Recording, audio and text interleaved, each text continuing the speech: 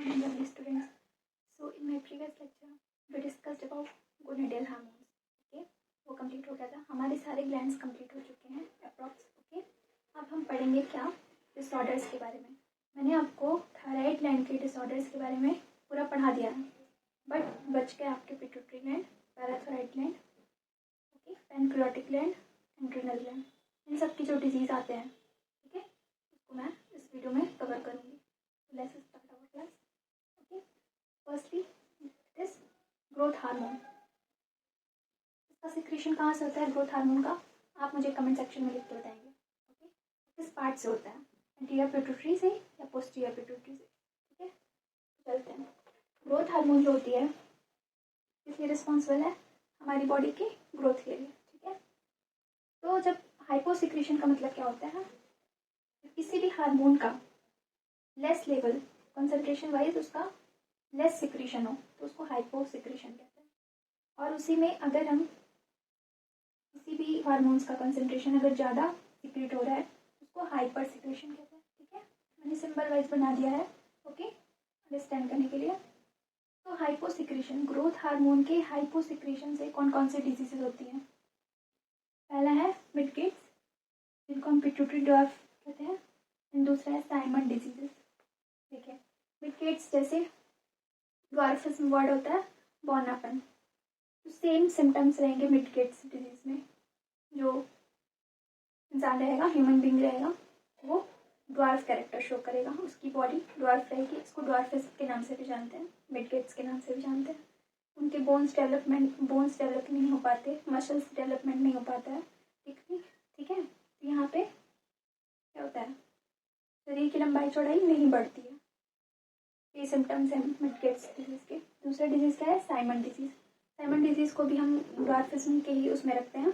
इसमें भी क्या होगा, आपका जो क्या कहते हैं बॉडी है, बॉडी में pituitary gland is related with adrenal gland. ठीक है, गोनाडियल से भी रिलेटेड है, उनका फंक्शंस रिलेटेड है, और थायराइड ग्लैंड से भी रिलेटेड है, मतलब पिट्यूटरी ग्लैंड से भी. तो ये सब जो ग्लैंड्स हैं उनके सिक्रीशन को भी ये क्या करता है, डिस्टर्ब करता है. ये साइमन डिजीज की उसमें आ जाएगा. इसमें जो ह्यूमन बीइंग का बॉडी है वो बहुत ज़्यादा डेवलप नहीं हो पाता है. ठीक है, और क्या होता है, उसका शरीर जो होता है, बॉडी बहुत ही थीन हो जाती है, और थीन और शॉर्ट रहती है. That is the symptoms of Simon disease. अब हम नेक्स्ट चलते हैं हाइपर सिक्रीशन से. ये तो हाइपर सिक्रीशन से हो गया, मतलब कमी की वजह से. हाइपर सिक्रीशन से कौन सी डिजीज होगी, यस, इट इज़ गिगेनेटिज्म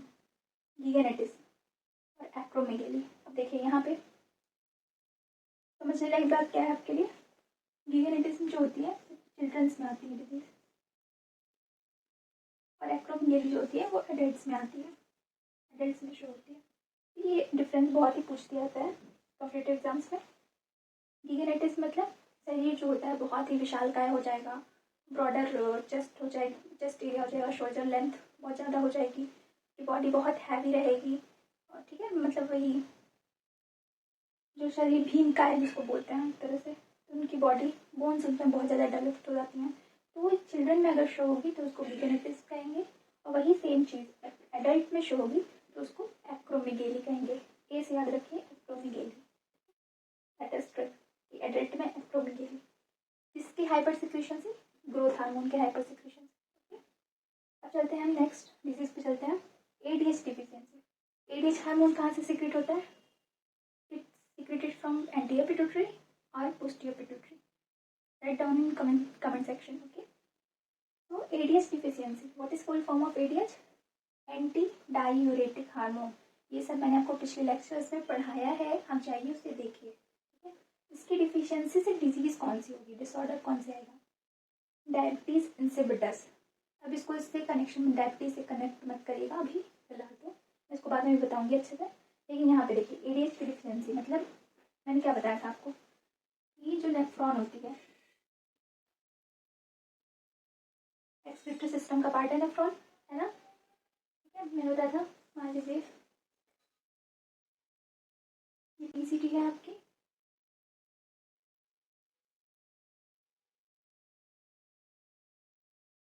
ये हैंले लूप है, ये आपकी डीसीटी है, ये आपकी सीटी है, ये कनेक्टेड ट्यूब्यूल है, ये जो कॉन्वोल्यूटिव ट्यूब्यूल है, ये हैंनली लूप है, ठीक है, और ये क्या है, पीसीटी है। मैंने बताया था वाटर का एब्जॉर्प्शन सबसे ज़्यादा कहाँ होता है, यस, डीसीटी और सीटी के लेवल पे, कनेक्टिव ट्यूब्यूल के लेवल पे। तो एडीएच क्या करता है, वाटर को एब्जॉर्ब करवाता है ब्लड में, ठीक है, क्या काम है, ब्लड में एब्जॉर्ब करवाता है एडीएच, इसको, वाटर को। लेकिन जब उसकी डिफिशियंसी हो जाएगी तो क्या होगा, ब्लड में वाटर नहीं जाएगा, क्योंकि एडीएच अपना रोल प्ले नहीं कर रहा है। तो एडीएच जब ब्लड में नहीं जाएगा तो वो एडीएच क्या करेगा, वाटर को यूराइन में ज़्यादा सीक्रेट करवाएगा। तो यहाँ पे डाइल्यूट यूराइन की कंडीशन आ जाती है। क्यों डाइल्यूट यूराइन की कंडीशन आती है, क्योंकि एडीएच जो है वो ब्लड में वाटर को एब्सॉर्ब करवा जाता है, लेकिन जब इसकी डिफिशियंसी होगी तो इसका वर्क क्या हो जाएगा, कम हो जाएगा ना। तो वाटर का रीअब्जॉर्प्शन ब्लड में नहीं होगा, ठीक है, तो वो कहाँ ब्लड में वाटर जाएगा, आपकी यूराइन में ज़्यादा जाएगा। तो उसी कंडीशन को हम डाइल्यूट यूराइन कंडीशन कहते हैं, और उसी डिजीज़ को हम जानते हैं डायबिटीज़ इंसिपिडस, ठीक है। इसमें एक और कंडीशन आती है जिसको हम कहते हैं पॉलीडिप्सिया, मतलब आपको एक्सेसिव प्यास लगेगी, बॉडी में रीअब्जॉर्प्शन वाटर का हो नहीं रहा है, तो आपको क्या होगी, आप हमेशा थर्स्टी महसूस करोगे, बहुत हमेशा पानी पानी पानी लगेगा कि आपको हमेशा हर टाइम प्यासी लगी हुई है, ठीक है। तो ये कंडीशन आती है इसमें। आई होप आप समझ गए होंगे what is meaning of diabetes insipidus. इसको मैं कनेक्ट करूँगी वहाँ पे पैंक्रियाटिक ग्लैंड के डिसऑर्डर्स में, ठीक है।